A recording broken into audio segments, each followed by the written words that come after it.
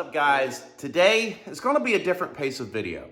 Now, I actually just got inside and realized that I hadn't uploaded in about 3 to 4 days, and I thought through, what do I want to video next? After thinking through it, I realized there's one question that I hadn't answered recently from a viewer that had messaged me on Instagram. Their question was, how do I get the best deal on a car? And after thinking through it, I realized there are 6 steps that I follow when purchasing a vehicle. First, you need to determine which car you want. After determining that, you need to go to a car valuing website to figure out what you should be paying for a vehicle in that category.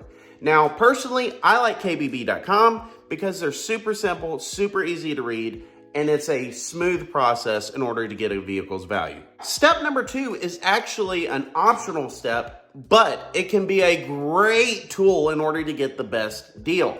And that is to find a vehicle that needs some work. You then need to determine what level that you want to take on. Do you either want to do just cosmetic?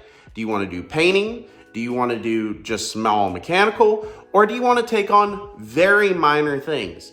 People sometimes get into this issue where they want to take on a task that's bigger than their skill level, and that could be a real big issue. So I recommend that you just stick to where you feel comfortable. Third step is to look over all automotive sales platforms. Now, there are many like cars.com, AutoTrader, other sites like that, but personally, I find that the best deals are typically on Facebook and Craigslist, more so Facebook now because Craigslist has kind of slowly died off. However, it is good to check all of them and make sure you're not missing out on a good deal. After you've checked all those platforms and found a car that you want, before you end up messaging this person or this dealership, first determine what is the max that I am willing to pay. We're now at step 5. You've determined the vehicle that you're interested in.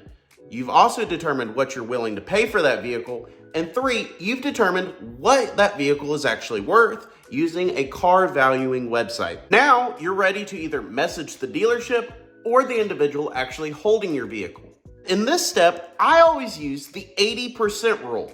Now, the 80% rule is pretty straightforward. It is literally whatever the asking price is times 0.8 or 80% of the asking price. I had actually learned of this negotiation tactic from financial expert Clark Howard, and he had quoted in his experience, if you at least offer 80%, most sellers will at least respond. If you offer less, they won't take you seriously, and you won't get even the courtesy of being messaged back. This trick doesn't necessarily guarantee that you get the price that you just asked. However, it is a good starting point, and it typically leads to at least a fairly decent deal. Lastly, step 6. And I actually consider this step to be the most important out of all the other steps. And that is to be willing to walk away from the deal if it isn't right. We've either all done this or know somebody who has, and that is buy a vehicle and almost instantly regret purchasing it. If you're willing to walk away from the deal, you can make a better decision and avoid a lot of financial hardship or just pain in general dealing with the situation.